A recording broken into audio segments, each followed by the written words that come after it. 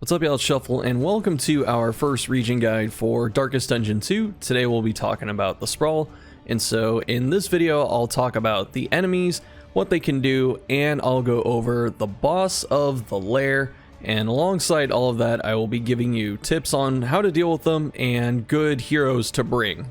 There are some important trademarks that the Sprawl possesses. This is usually common with all of their enemies or the majority of them, and they are burn damage. Go figure, the place that's on fire does a lot of fire damage. There are a lot of accuracy issues, so the enemies can blind you and they can also gain dodge. There's a little bit of movement from a couple of the enemies as well. And finally, the enemies aren't too tanky in the Sprawl. They have rather modest amounts of HP outside of their dodge, but the biggest mechanic is Ignite. Not all of the Fanatics have Ignite, but the ones that do are very dangerous when it happens. What Ignite does for the Fanatics is it gives them a little bit of HP, and then it also unlocks a bunch of new moves for them. Usually these are juiced up versions of what they already have. A couple things to remember about Ignite also is that they cannot do it on turn 1 except for the Emmelatist and her ladyship, which we'll talk about in a sec.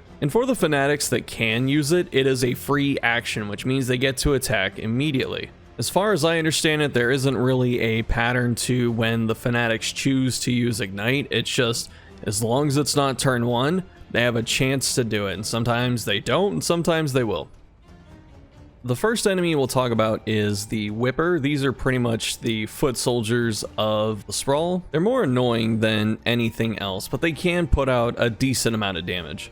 Their unignited moves are very tame, so there's Whip Crack, which can be used from the front. It does a little bit of damage, 2 to 5, without any other buffs. Next is Whip Trip, which is kind of an annoying move because it pulls your people around in your party and then it can immobilize them, so you can be locked somewhere that you don't want to be. And this is normally their most common attack. They have one more attack called Fiery Haze from the back, which blinds you, and this is pretty unthreatening. But the most dangerous and annoying attack that the Whipper has is called Infernal Taskmaster. This is a move that hits your entire party for only a couple damage, but all the secondary effects on it are pretty loaded. It can inflict stress, it can inflict burn, and it can lower your burn resist. While the Whipper isn't too threatening and you don't have to kill it first, you do want to kill it relatively quickly, especially if it ignites. The next enemy we'll talk about is the Flare. This one is pretty brittle. It doesn't have a lot of HP. The base is 12, but it also spawns with dodge. The mere fact that it gets one humble dodge token is usually enough to deter most players from not even trying to attack it. However, I would say that you should try and ignore the dodge or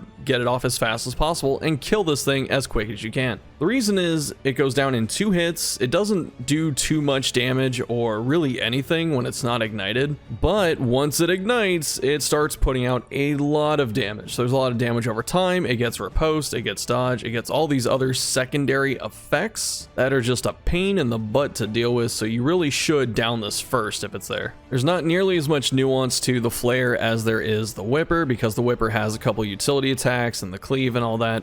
The Flare just does damage. Everything it does usually hits your front line. It does burn, sometimes bleed, stress, or blind, and then it gets either dodge or riposte. And since these can be 2-tapped, like I said before, they should die first.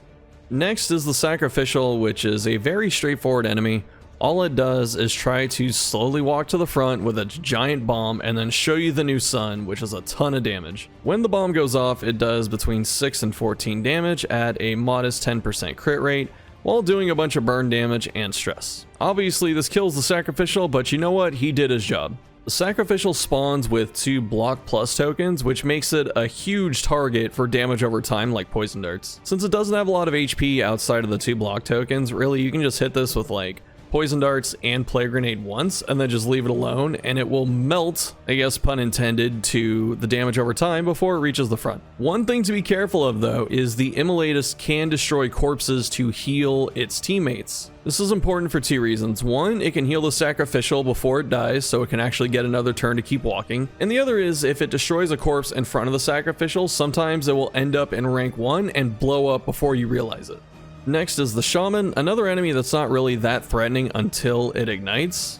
Unlike the flare, it doesn't spawn in with any dodge or block like the sacrificial, so it's a very easy target to kill first if you just need to get rid of something. I wouldn't say they're high priority targets, but they're also easy targets, so if you are spamming attacks that hit multiple ranks like flashing daggers, plague grenade, abyssal artillery, and stuff like that, it'll go down very fast. Before it ignites, it only has 2 attacks. It can blind you and deal 1 stress, and then it can shoot you for a little bit of damage. Once it ignites, however, it becomes a very strong support unit. The main skill it has is called Blazing Aegis, which will heal one of its allies. It'll give itself 2 dodge, as well as heal itself, and then it will guard that target. There's some pretty nasty combinations that this can pull off, such as guarding an ignited flare or a Her Ladyship, or pretty much any other huge threat in the Sprawl. Its other signature ignited attack is called Burning Beads, which it can't use from rank 4, thankfully. So sometimes you'll see a shaman in rank 4 that will use Aegis and then skip its next turn because that is nothing else it can do. Again, nothing super threatening, just more of an annoyance, which is why I don't usually target them first.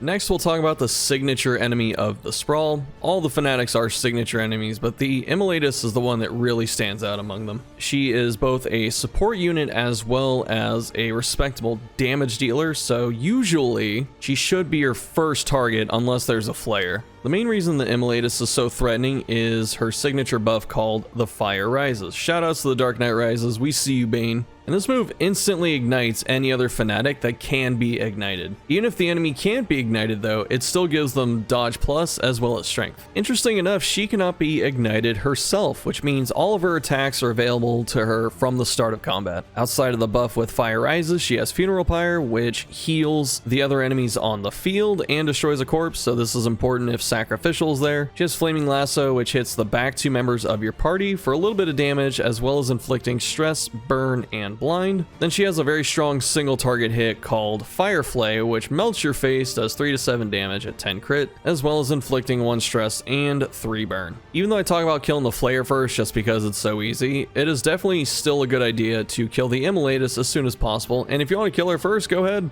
The elite version of a Sprawl enemy is the Immolatus, and is called Her Ladyship. She functions mostly the same to the Immolatus, except she does a bit more damage, and she has one new attack that is called Combustion. This attack was seldom seen until a recent buff made it so she's more likely to use it, and it has a few conditions. First of all, you have to be on fire, and you have to be comboed. If both of these conditions are met, then she can use Combustion. Combustion does 200% of the remaining burn damage and then removes all of the combo and fire effects. Pit Fighter is just a big dude that's on fire, and he likes to punch the heck out of your team. He only has 2 moves. They are called Pummel and Jawbreaker, and Jawbreaker has a cooldown, so he can't use it back to back. There is one other thing that's interesting about the Pit Fighter before we talk about the attacks, and that is the Accelerant buff. Pit Fighter will use Accelerant on turn 2, and it gives itself an increasing speed and burn damage applied buff. So that means the longer it's alive, the harder it starts to hit, and the faster it's going.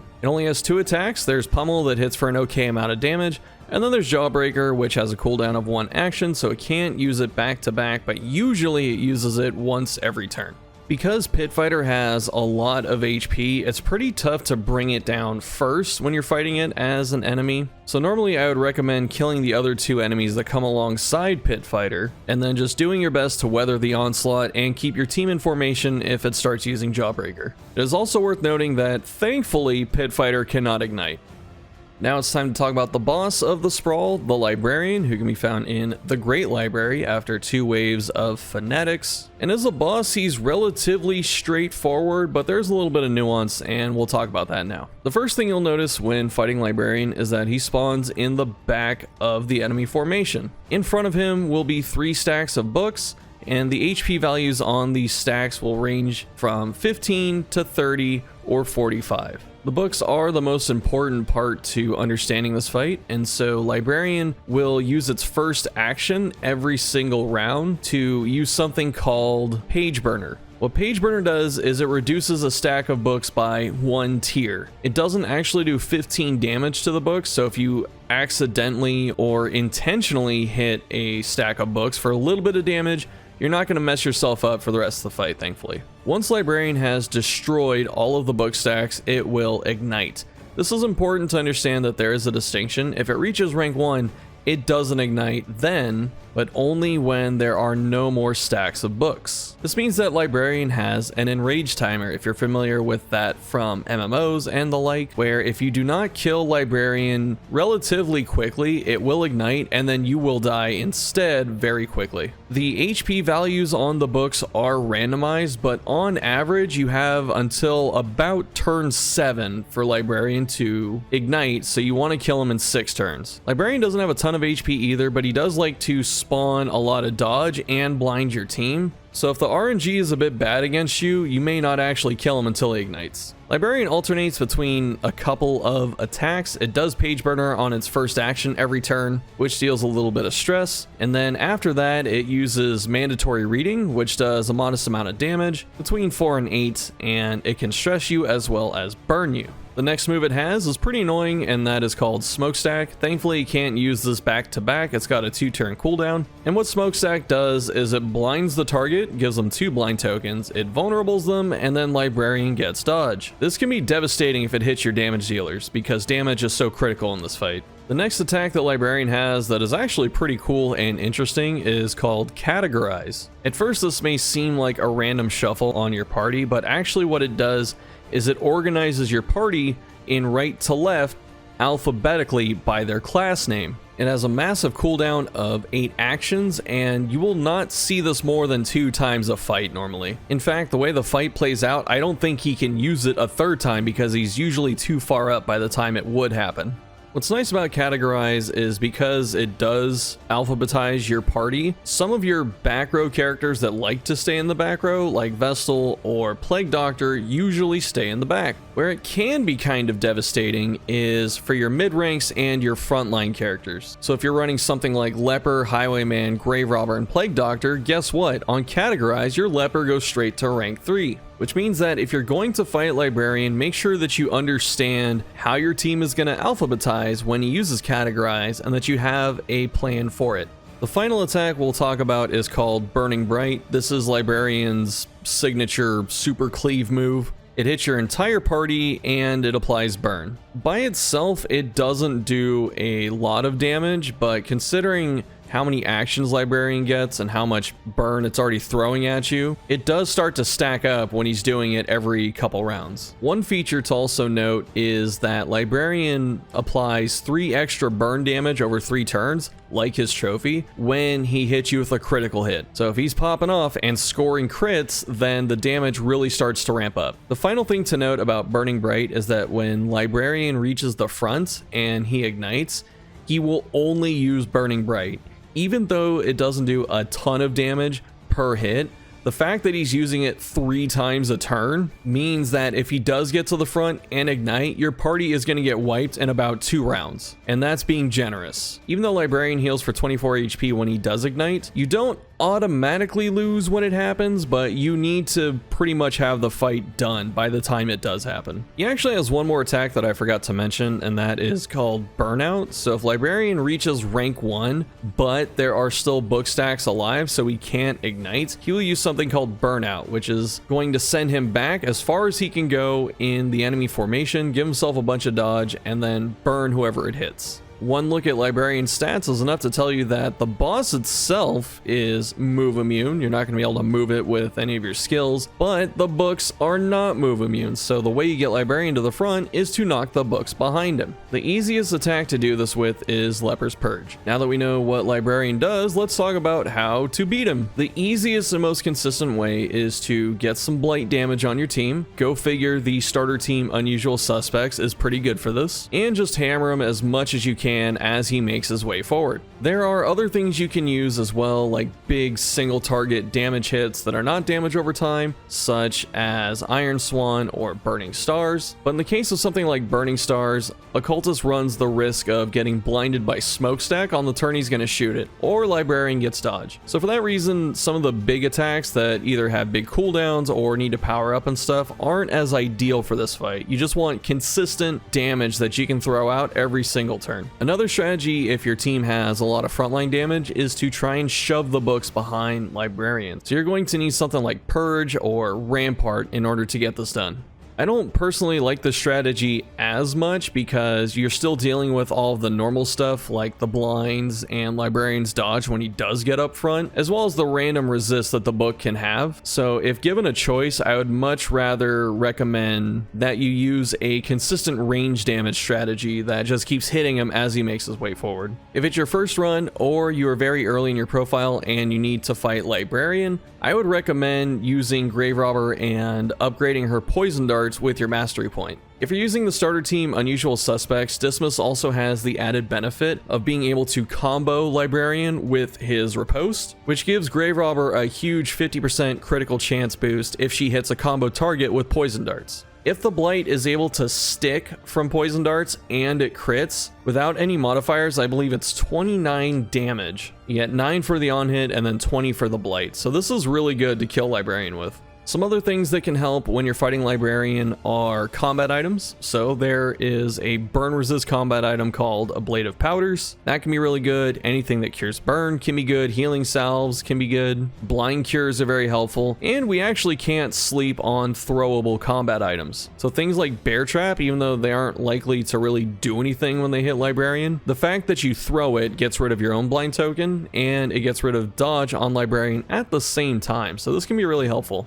Another general strategy to have for Librarian is to have some kind of tank that can either guard or taunt. The reason you want to do this is not only can the tank absorb more damage from mandatory reading and the crits and stuff, you want the tank to soak up one of the smokestack attacks so your other damage dealers don't have to deal with the blind. That's really all you need. Someone that can take the smokestack hits, a plan for the damage, usually range DPS, maybe some combat items, and understand how categorize is going to alter your party. If you can solve those issues, usually Librarian isn't too much of a danger. To wrap up the video, we'll talk about the best overall heroes to take to the Sprawl. Most of these are the starter team, go figure. I don't know if that's intentional or not, but they do fit pretty well and match up against the Sprawl enemies. The first is Highwayman. Since a lot of the enemies in the Sprawl get dodge, he can get his upgraded tracking shot to block dodge gain for a couple rounds, which is nice. He has Riposte, which can help deal with the dodge again, as well as applying combo for your teammates, and it gives him a bit of reach to hit things he normally might have trouble with depending on your build. He has some other added benefits as well, since there is strength gain and dodge plus and riposte that possibly show up in the Sprawl. If he has a lot of his unlocks, he can use highway robbery to steal them or destroy them. That's always nice to have. And then finally, he has take aim. Take aim gets rid of the blinds. It gives him a little bit of dodge, which is nice. And if he has crit tokens, he can usually 1 or 2 shot most of the enemies that aren't pit fighter. If someone else can apply combo during the Librarian fight, he has a really good chance of stunning him with an upgraded pistol shot too.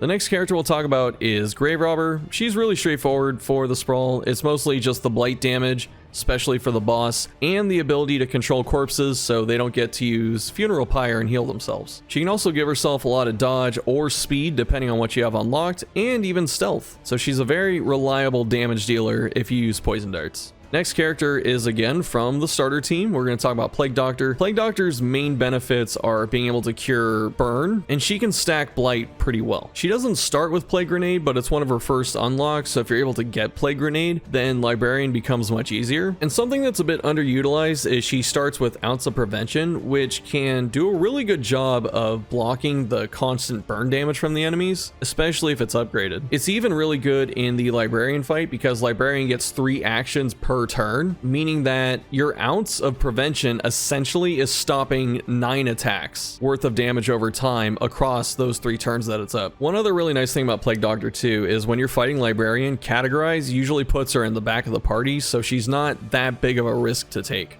The final really good hero to take to the Sprawl is Bounty Hunter, and it's not because Bounty Hunter is so just naturally strong. It does help when you're fighting any of the enemies here, but Bounty Hunter's best thing to do is actually to swap in for Runaway. Runaway has a horrible matchup against the Sprawl enemies, but Runaway does want the burn trinkets that come out of the region. They can make her very powerful, so if you're able to swap her out with Bounty Hunter, when she comes back in the party, she can get some really strong gear and then carry the rest of the run. Alright y'all, that's gonna do it for this one. Thanks for watching. Let me know what you're thinking down below in the comments, if anything helped you, if there's any tips that I missed, And feel free to let me know about the video format, because I haven't done a region guide like this before, so I'm just kind of trying to feel out what works and what doesn't. If you want to support the channel or join the community, check out the links in the description box. And as always, thank you so much for watching, and I'll see you next time.